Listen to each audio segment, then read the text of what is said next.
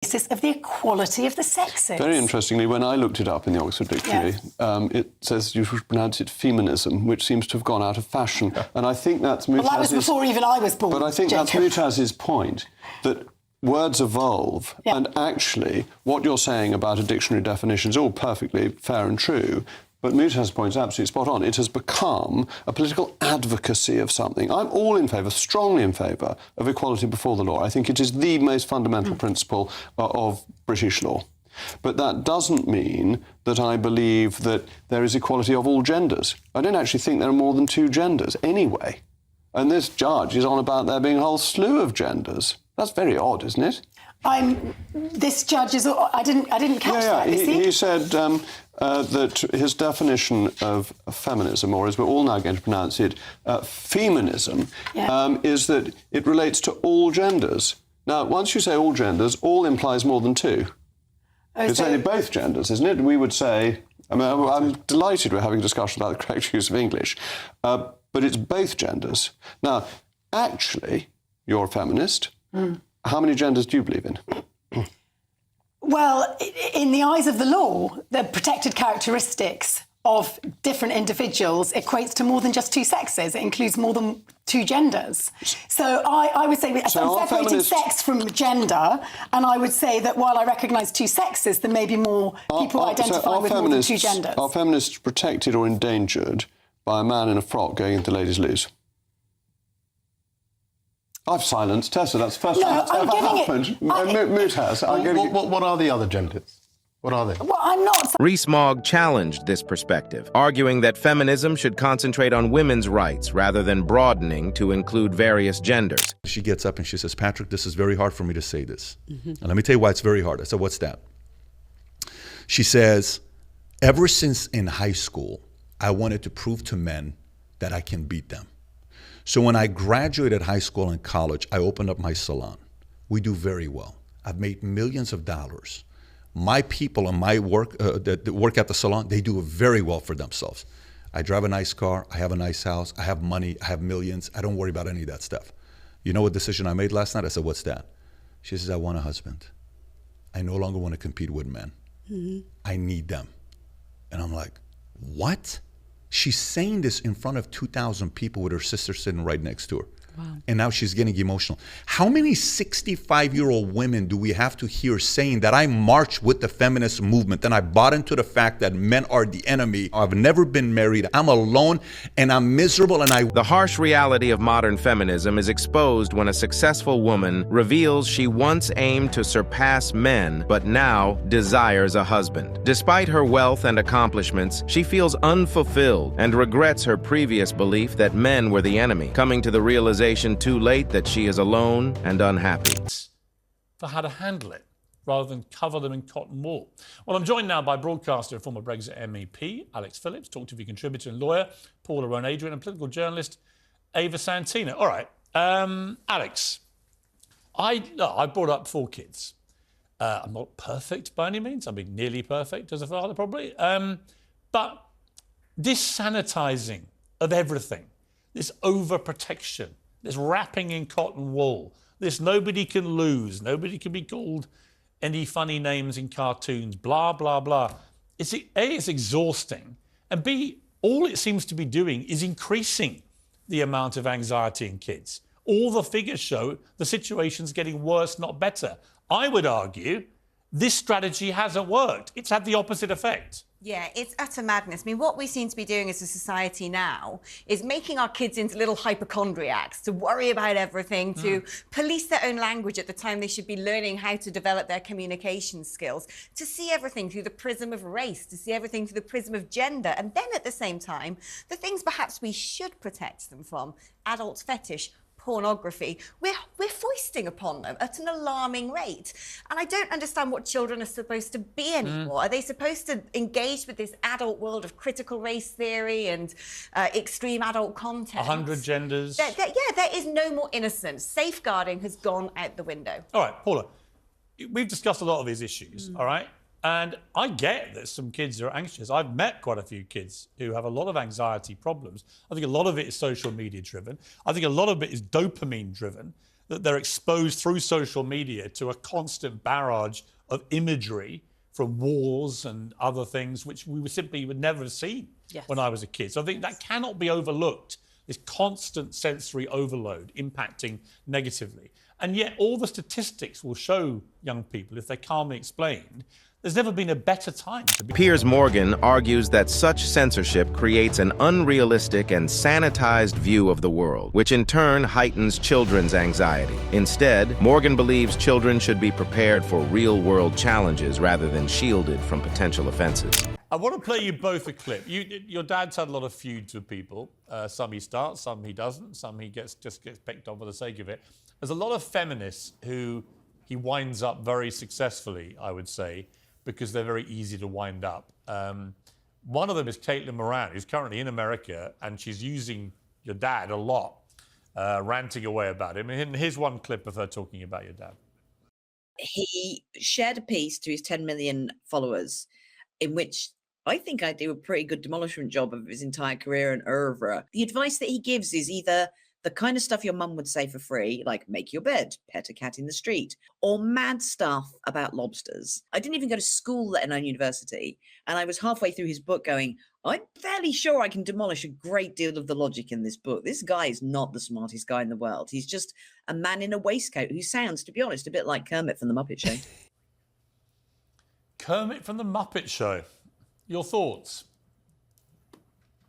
Well, that's true. I do sound a lot like Kermit from the Muppet Show. So that was the one thing she said that was accurate. That's not even her joke, though. No, it's That's not. not clever if you steal it from somebody else. No, and it's an old joke. But it was a good one when it first came out. Mm-hmm. So what do you think of her? Sounds like she'd be fun at a party. Or as your mother. Yeah. Or as your Have mother. that as your mother, yeah. Yeah, yeah. Michaela, I bet her do you kids think, Michaela, didn't that make people their like, bed. Michaela, do you think people like Caitlin Moran, do they just basically misunderstand what your dad really is about? I don't even think they're capable of understanding what he's about. There's too much arrogance there. Mm-hmm. You can't be that arrogant and assume you know everything and then read something and learn, or read anything and learn. Right? That's why you don't cast pearls before swine, dear. You know, Jordan, my sons, as I think I've told you before, are all big fans of yours. And they just said to me, they got one question, which, what advice do you give for children who are the children of controversial public figures? Well, you know, Michaela has leapt out and taken the opportunities that came along with that. Dr. Jordan Peterson responds to feminist Caitlin Moran's criticism, dismissing her assertion that he's just a man in a waistcoat and comparing her remarks to an outdated joke. A judge in an employment tribunal in Peterborough has said that claiming not to be a feminist could be an act of discrimination. I quote the judge, who said it would appear that a feminist is simply about all genders having equal rights and opportunities as men. The judge confessed the tribunal was perplexed by the defendant's non-feminist views and suggested such opinions would be in breach of equality laws. I'm as perplexed as the judge by his statement that feminism relates to all genders, implying more than two. I thought feminism was about women, not the transgender ideology. But discrimination must require action rather than a lack of belief. As long as others are treated equally under the law, is there one definition of feminism that must be believed? This seems an extraordinary intrusion into personal belief, as opposed to viewing discrimination as an active decision. Well, with me now is my panel, associate commentator at The Telegraph, Mutaz Ahmed, and the historian and broadcaster, Tessa Dunlop. Tessa, is it compulsory, basically, to agree with you? Now, you may think it should be, but is that a sensible way for the law to go? Isn't that why you have me here?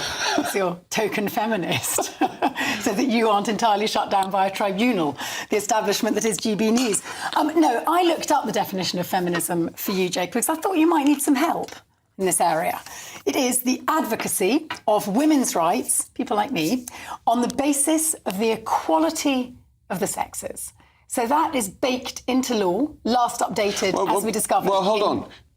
Baked into law, the equality, and I'm all in favour of that, but advocacy. To say that it is compulsory to advocate something is very different from saying that something is the law of the land. It's good to see your usual pedantry self. Yeah, that's what you would expect. It's what my viewers and listeners expect too. Indeed. It's important to say that this manager He was an environmental agency manager, therefore he had a level of agency within his agency. They were contesting his maintenance of a non-feminist view. They suggested that was discriminatory, i.e., as a manager, by maintaining non-feminist views, that impacts on your ability. Jacob Rees-Mogg engaged in a passionate debate with a feminist panelist regarding a controversial tribunal decision in Peterborough. Is now known as Scotty. He's still got spots, you just can't say it. And Fatty, who was called Fatty because he's a fatty, is now known as Freddie, even though he's still fat. We just can't call him that.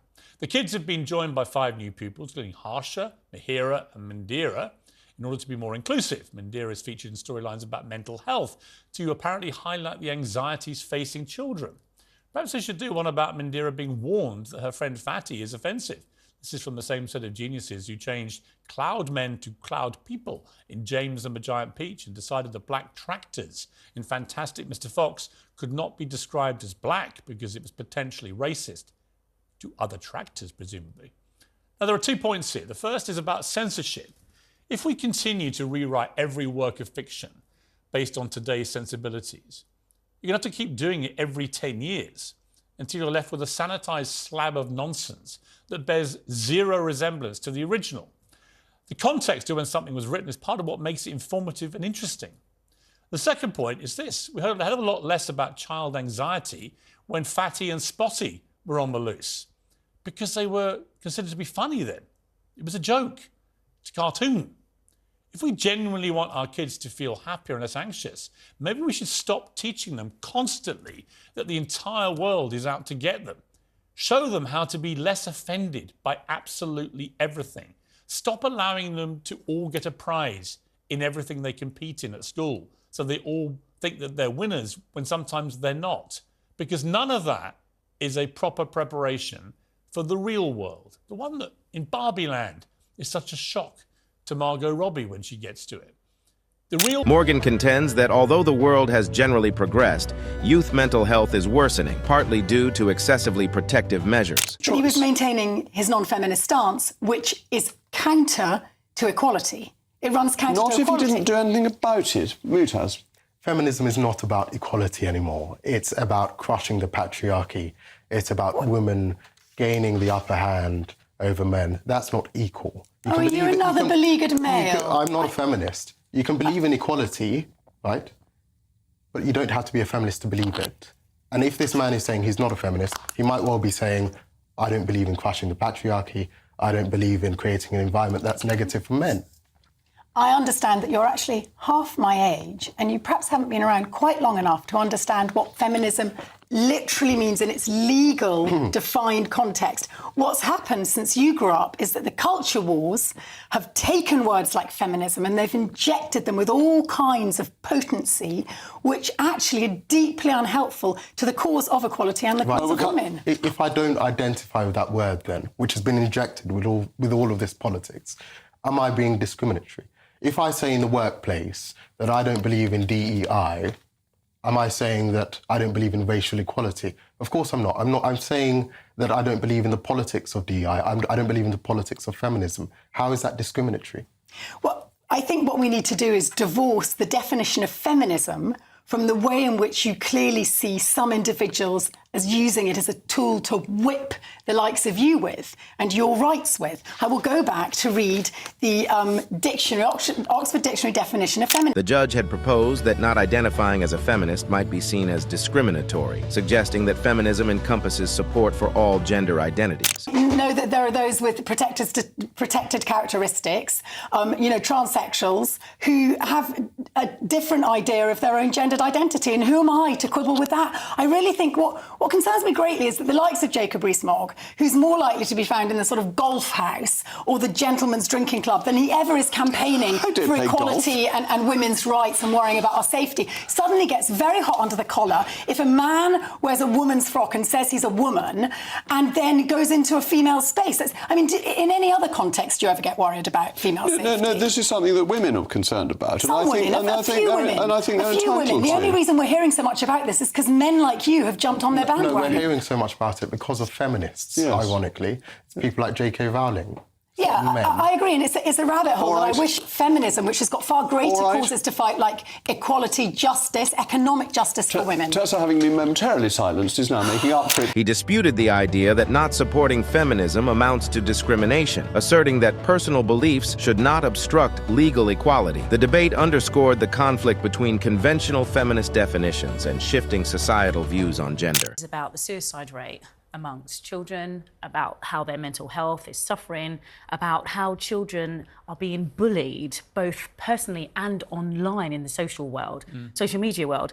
And so when we look at the Beano, what surprised me about this story is that we weren't applauding what the Beano were doing. We weren't, saying, we weren't championing what they were doing, which is to stop children from calling each other names, because that's not appropriate. Well, you think it's going to stop because the Beano stops using names? I mean, come on. But, well, yes, I do actually, because it's teaching children that it's not appropriate. And you call somebody by their name, which is Frank, John, Paula or Alex. You don't call them Spotty, you don't call them Darky, you don't call them Fatty, you call them by their name. And so what you are doing but what the Beano is doing is acknowledging that it's anachronistic in its style and that it shouldn't be, that it should be taking responsibility for providing a positive message for children. Stop being mean, children. Yeah, but the trouble is, life is tough, Ava. Life is very mean. I always remind people of the Rocky Balboa speech to his son, who's a spoiled, entitled brat in the 6th movie. And eventually Rocky loses it with him in the street and says, look, life is hard. It will beat you down, right? And the challenge of succeeding in life is how many times you can get back up and keep moving forward. It's not how hard you can punch. It's about how hard you can get punched and keep going. We know this. And my argument is, I think we're just not preparing kids properly for the real world.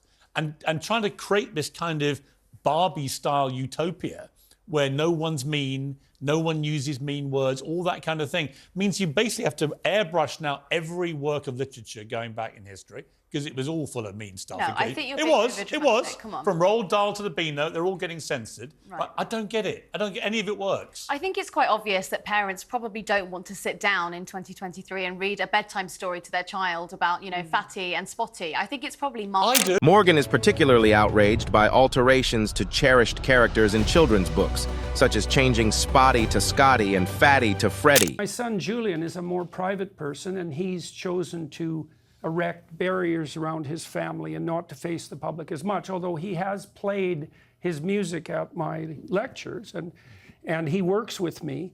I think, each person has to find their own way. There are great advantages to having a tremendous amount of attention devoted to you and having people offer opportunities, but each person, depending on their own temperamental proclivities, has to figure out how to manage that themselves. And it's complex, but it can work.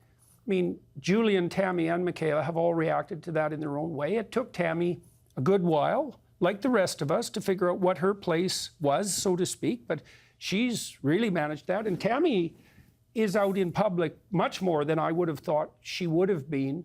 If I would have guessed, if I would have been able to see into the future 10 years ago, she's become quite an accomplished public speaker, for example, and she certainly didn't think that was in the cards or in the stars, but things come at you and you surf the wave and you're happy for the opportunity. And Julian and Michaela and Tammy have all adapted in their various ways, and I think at the moment that's working like a charm. And Michaela, So, if I asked you, hooray. Michaela, obviously the family's gone through this extraordinary 6-7 years or more now, involving some extraordinary challenges for you all personally, which would have happened anyway, or perhaps not actually in your dad's case, but certainly for you and your mum.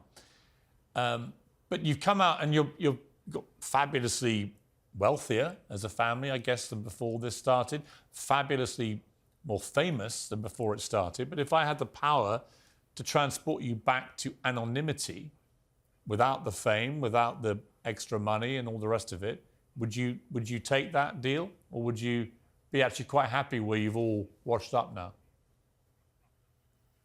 There's no way I would take that deal, even with everything we went through. I was talking to my husband the other day about why I'm interested in making money versus why he is, and he said he always liked expensive things, basically.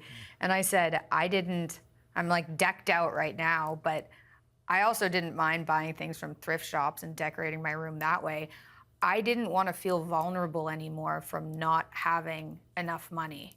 And so Peterson argues that critics like Moran misunderstand his work because of their own arrogance.